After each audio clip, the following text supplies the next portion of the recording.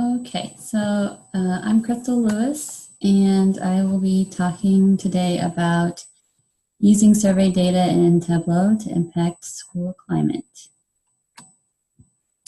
So just a brief background about myself. I have an undergraduate degree in social work and a graduate degree in public policy with an emphasis in policy analysis and program evaluation and education. And I became excited about working with data when I started learning scripting languages in programs like Stata and R and using that for data management and data analysis. And I didn't get interested in visualization until about 2 years ago when I started doing it for my job. So I'm fairly new to both data visualization and also to Tableau. So I work for the Missouri Prevention Center. We call it the MPC. Our center is located on the University of Missouri campus in Columbia, Missouri. And actually, as of last month, I moved to St. Louis, Missouri, which is about 2 hours east of Columbia. And so I now work remotely. So it's a brief talk today. What I will be going over is giving brief insight into how we are using Tableau at the Missouri Prevention Center. I'll cover what data we collect and how we manipulate it to create divergent stacked bar charts, which are what make up the reports I'll be showing you today. And I'll show you examples of what our reports look like and how they're used. And then at the end, I'll ask for feedback if anyone has any feedback on ways we can improve our visualizations or our reports. So the mission of the Missouri Prevention Center is to develop, implement, evaluate, and disseminate best practices for reducing the prevalence and societal burden of youth mental health problems using prevention science methods. So we do a lot of things, but as part of our mission, we have several federally funded research grants to study the effectiveness of programs being implemented in schools. So as of right now, we have about 7 active grants, but about 2 years ago, we received 2 federal grants to study whether professional development for principals can impact school outcomes, including school climate. So school climate includes things such as, do people feel safe in their schools? Do students, staff, and families have good relationships with each other? Do they work well together? Are people engaged, supported, and respected at school? Is it a nurturing environment for students? Things like that. So we have about 35 schools across both projects and across 2 different states. So for schools in our studies, we collect teacher and student survey data online 2 times a year over 2 years. And we ask questions about safety, bullying, relationships with peers, teachers, staff, and parents. And all of our data is Likert type or categorical. So responses like strongly disagree, somewhat disagree, things like that. As part of our intervention for these studies, we needed to report survey data back to principals so that they could learn about the state of their school climate, see change over time, and ultimately make decisions on key focus areas. And we wanted a report that was interactive, but also printable in case they wanted to hand it out to staff. Something that was automated that I didn't have to remake every time we collected new data, and something that was visually appealing. And so after searching different options, including other software such as Domo or Cognos, and even considering hand-making reports in Excel and Word, we decided on Tableau because it had all of the qualities that we were looking for. Plus, I had seen that some school districts were starting to use Tableau, and I liked what they were doing with it, so that kind of helped move us towards Tableau. So before I dive into how we make our reports, I wanted to show you what our reports look like. So we have one report for teacher data, one report for student data.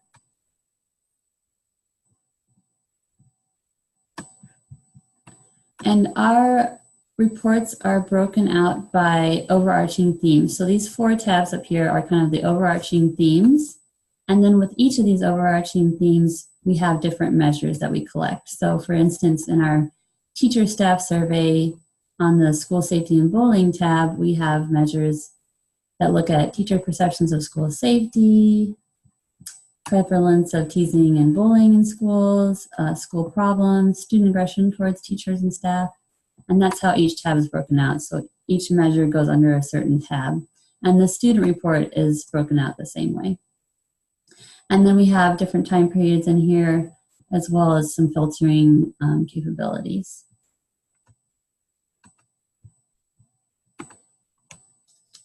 So we collect our survey data in Qualitrics, which is an online software system. A lot of universities use Qualitrics. And we download our data from Qualitrics directly into Excel using this method. So we download to a CSV and we use the choice text rather than the numeric values. There's also a Qualitrics Tableau web connector that exports data directly to Tableau. I believe it has a cost associated with it. We haven't used it, but if you're interested in looking into it, you can check out this website. There's a lot of resources on the web.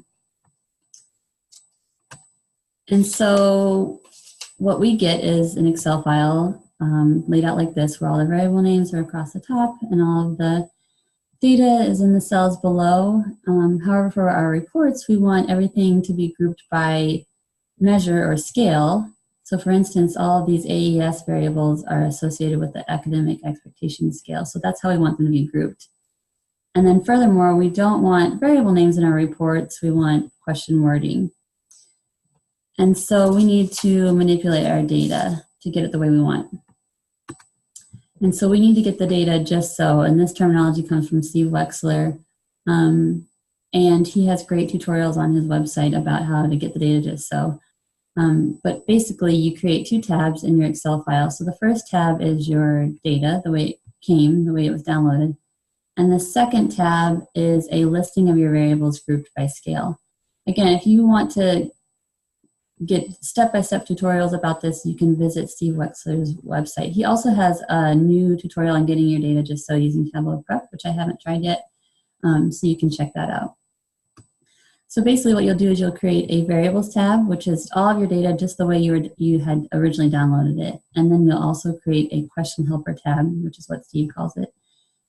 And it will have a column for variable name, a column for question wording, and then a column for how it's grouped.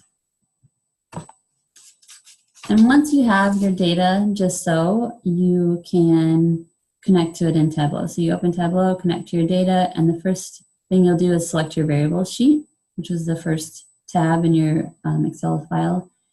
And then you will select all of your non-demographic variables, so all of your question variables, and you will pivot them. And when you pivot, you'll get two new columns, and you'll want to rename them variable name and values. And you will save this as an extract. So this is what it'll look like when you're saving it as an extract. You'll then connect to your data again, and this time you'll select your question helper sheet, and you'll save that as an extract. And once you have those two extracts, you'll add a new data source, opening your original variables extract, and you'll join those two extracts on variable name on this column. Again, if you need more detailed explanation, you can visit this website. And so you will have a file that looks like this. So you'll have variable name, values, question wording, question grouping, and then all the variables that you didn't pivot. So this will be much longer. And so then when you have your data ready, that's when we start creating the divergence stack bar charts for each scale or measure. We chose the divergence stack bar charts because we can sort from largest issue to smallest issue. It's clear and easy to read, and we can organize our data by time period. I'm not going to go over how to make the divergence stack bar charts, but again, Steve Wexler's website has an excellent tutorial step-by-step on how to create them if you want to learn more about it. So after we create the stack bar charts, we group them by concept. So those were those tabs that you saw in the reports, so safety, support, the overarching themes. And then we make one dashboard for student data and one dashboard for teacher data. So you'll need to manipulate the data for student and then also manipulate it for teacher. And then we update the reports with new data each time period. So the report will continue to grow longer and longer with each time period, but luckily we can filter by time period to make it easier to read if it becomes overwhelming at any point.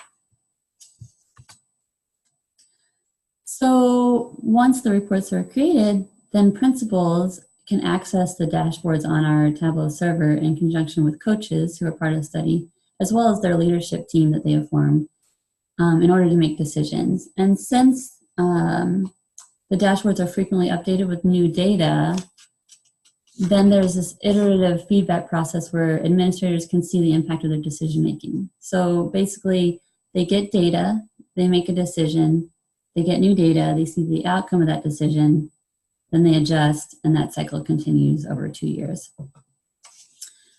So looking at the reports again,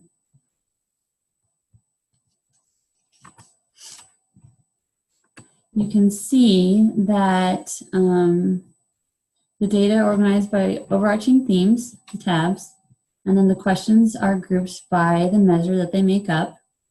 And then we've also sorted measures from most problematic to least problematic issues. So, for example, in this teacher report, I've got some sample data, but the most problematic issue is that there is, they say that there is a feeling of trust and confidence among the staff. So they're saying that there's not much of a feeling of trust and confidence among the staff, or at least there's a small portion that say that's a problem. And so that's the biggest issue. And the smallest issue is teachers show commitment to their students. So teachers are doing a good job of showing commitment to their students, or they feel like they're doing a good job. So this is the least problematic issue, and this is the most problematic issue. And you can also see change over time. So this was time period 1, and you can see how it changed from time period 1 to time period 2, which is usually over a couple months.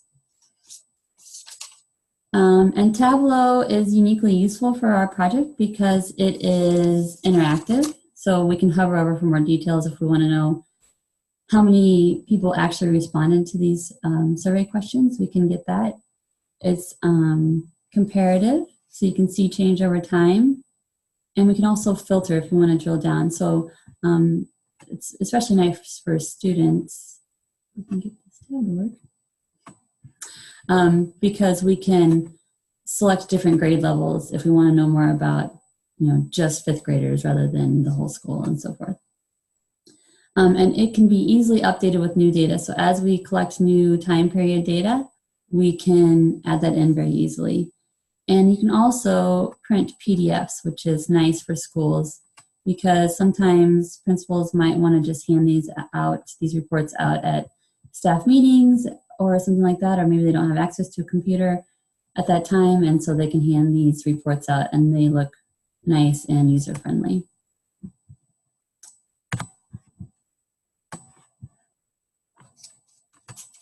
And so schools really like these dashboards, and coaches have given us feedback on how it's going when they meet with the schools. Here's 2 quotes from some of our coaches. One is that the teachers in one of our schools knew they had a restroom and playground issue. And after looking at the data, the teachers were validated when they saw that students had identified those areas as problems as well. And this allowed the leadership team to move forward with corrective solutions. So what they're talking about here is both the teacher report and the student report ask questions about locations around the school. They ask whether teachers feel that students treat each other respectfully in these various locations. They ask teachers whether they think students are taught rules in these various locations and if they feel safe. And then students are asked the same questions about respect and rules and safety. And so what they're saying is teachers identified the restrooms and playground as the biggest areas of concern, and that students had identified those same areas. And so that was confirming for the leadership team to see that. And the second quote is, one of our administrators who was entering his 2nd year last year used this data in the formation of the leadership team to implement other initiatives he knew would improve his culture. The data gave him the validity he needed to introduce these transformative systems and processes.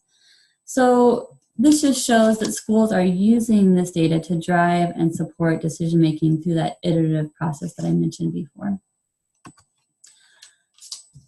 So that sums up my talk for today, I did want to mention that because our reports have been such a success with schools, we are now developing new dashboards for some of our other projects to display other things like social, emotional, behavioral, and learning development in students. So that's pretty cool that we are expanding our use of Tableau within the Missouri Prevention Center.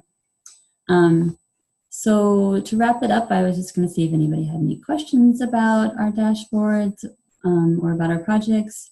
If anyone had any other ideas about how we can visualize this data differently or better, and if anyone knew any resources that we should know about for users of survey data or people who are in the field of education. And then I was also going to let you know about this survey data community forum that Emily recently let me know about, in case people want to be a part of that and learn more about using survey data. And then last, if you want to know more about the Missouri Prevention Center, you can visit our website. And that is it. So thank you for your time.